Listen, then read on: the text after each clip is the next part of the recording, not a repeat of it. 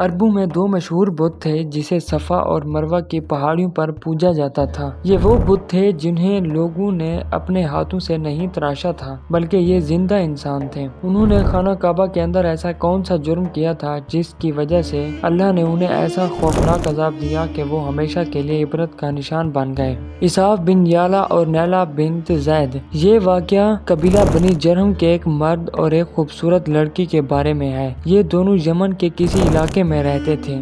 وہ حسین لڑکی اپنے قبیلے میں اپنے حسن کی نمائش کیا کرتی تھی۔ جب وہ گھر سے نکلتی تو قبیلے کے نوجوان اس کے پیچھے پیچھے چلتے۔ ان لوگوں میں قبیلے کے سردار کا بیٹا اسحاق بھی شامل تھا۔ اسحاق اور نیلا ایک دوسرے سے محبت کرنے لگے اور یہ محبت جلد ہی ہوس میں بدل گئی۔ دونوں نے ناجائز تعلقات قائم کر لیے اور جب بھی موقع ملتا تو دونوں گناہ میں مبتلا ہو جاتے۔ یہ سلسلہ یوں ہی چلتا رہا یہاں تک کہ ان کے گھر والوں کو ان کے تعلق کا علم ہو گیا اور وہ ان کے سخت خلاف ہو گئے۔ اسی وجہ سے ان کے ملنے پر پابندی لگا دی گئی۔ ایک مرتبہ کا واقعہ ہے کہ حج کے لیے ایک قافلہ مکہ روانہ ہوا۔ اسحاق اور نیلا بھی اس قافلے کے ساتھ حج کے لیے روانہ ہو گئے۔ جب قافلہ مکہ پہنچا اور حج کے ایام تھے تو ان دونوں نے ایسا گناہ کیا جس کی مثال تاریخ میں نہیں ملتی۔ یہ دونوں ایک دن ایسی حالت میں خانہ کعبہ میں داخل ہوئے جب وہاں کوئی موجود نہ تھا۔ تنہائی کے عالم میں ان دونوں نے خانہ کعبہ میں گناہ کا ارتکاب کیا۔ ان کے اس شرمناک عمل اور خانہ کعبہ کی بے حرمتی پر زمین اور آسمان لرز اٹھے۔ اللہ کی طرف سے ان پر ایسا عذاب نازل ہوا کہ وہ دونوں زندہ انسان پتھر کے مجسمے بن گئے۔ کچھ دیر بعد قبیلہ بنی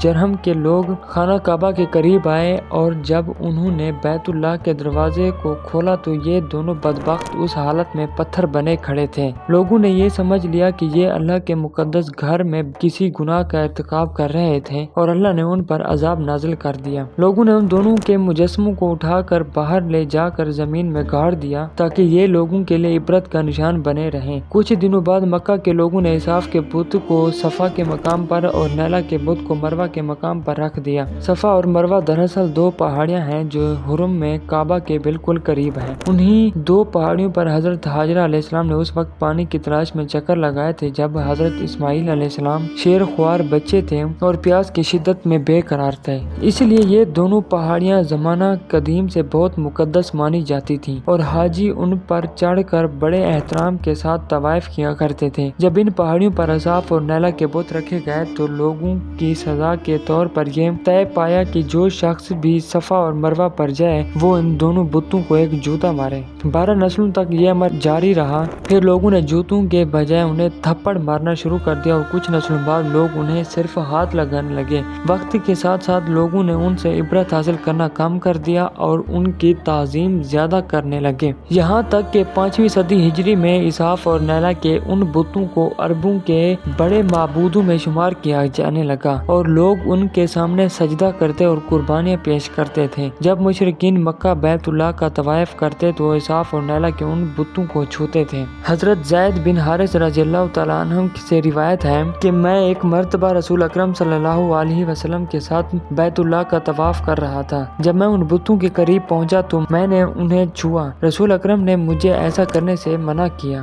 میں نے دل میں کہا کہ دیکھوں تو صحیح کہ چھونے سے کیا ہوتا ہے، لہٰذا دوبارہ ان بتوں کو چھوا۔ اس پر آپ نے ذرا سختی سے فرمایا کہ کیا میں نے تمہیں منع نہیں کیا تھا؟ حضرت فرماتے ہیں کہ اللہ کی قسم اس کے بعد کبھی کسی بت کو ہاتھ نہیں لگایا۔ 10 ہجری میں جب اللہ نے دین اسلام کو غالب کیا اور نبی کریم نے مکہ فتح کیا تو آپ نے بیت اللہ کو ہر قسم کے بتوں سے پاک کر دیا اور اسحاق اور نیلا کے بتوں کو اپنے مقدس ہاتھوں سے توڑ ڈالا۔ لیکن افسوس کہ شیطان نے ان لوگوں کو ایسا گمراہ کیا کہ وہ ان بتوں کی پوجا کرنے لگے اور اس گناہ کو فخر کے طور پر بیان کرنے لگے۔